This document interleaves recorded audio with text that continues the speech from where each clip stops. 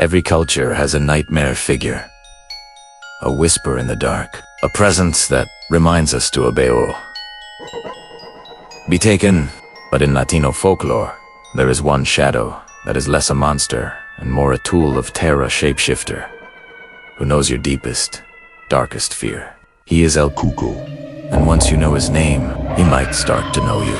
In every Hispanic household, there is a moment, usually late at night, when a parent lowers their voice and warns, "Oye, a dormir ya, o viene el Cuco." Go to sleep, or the Cuco will come for you. To the child, it's a simple warning. To the adult, it's a story carrying centuries of fear. Because El Cuco isn't just a bedtime tale. He's a shadow made from memory, woven from centuries of superstition, religion, and control. The legend of El Cuco is ancient, older than the Americas themselves. His story begins in medieval Iberia, in the old kingdoms of Portugal and Spain, where he was known as El Coco or La Coca. The name likely comes from coco, a word for a skull or hollowed-out gourd, a symbol of emptiness and death. To medieval parents, El Coco was the embodiment of disobedience's price. Children who refused to sleep were warned that a faceless creature would come through the window, place them in a sack, and vanish into the night. And this threat wasn't whispered only in words, it was sung night after night, in lullabies, meant to soothe and terrify at once. Duérmete, niño. Duérmete ya, que viene el Cuco.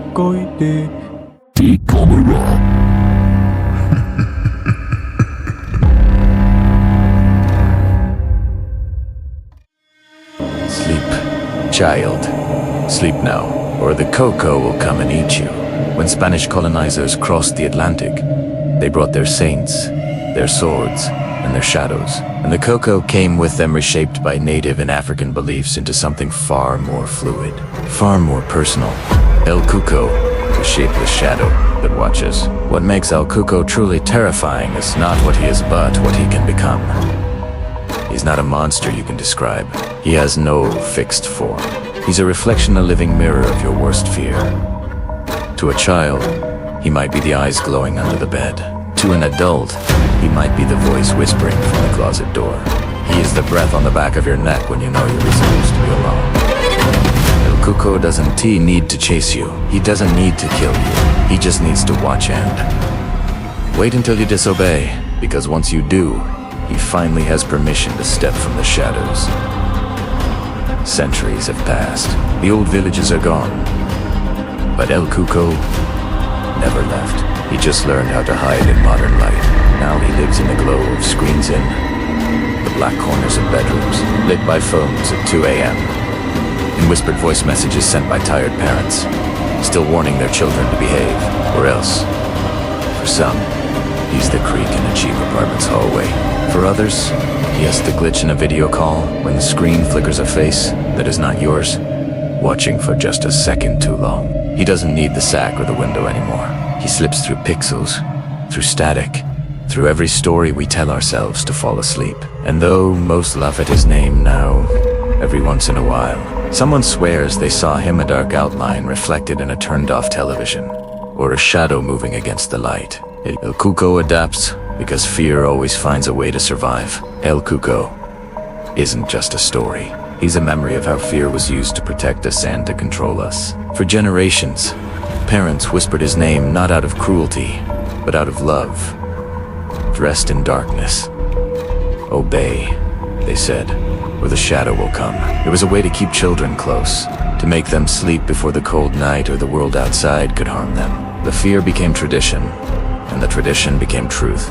Every culture has its own Cuco, the bogeyman, the Baba Yaga, the monster beneath the stairs. Different names, same heartbeat, because the most powerful monsters aren't the ones that chase us, they're the ones that teach us to listen, to be careful, to stay alive. El Cuco survives, not because he's real, but because fear is, and fear never dies. We tell ourselves it's just a story, a bedtime threat, born from superstition and smoke, but every myth survives for a reason. And El Cuco has survived for centuries. Maybe he was never a monster at all. Maybe he's the shape of every warning we've ever ignored. The voice that whispers when we stay up too late. The chill that makes us pull the blanket higher. The instinct that says, don't look into the dark. When the night is still, too still, you might hear it again. Duérmete, niño. Duérmete ya. Sleep, child. Sleep now. The camera.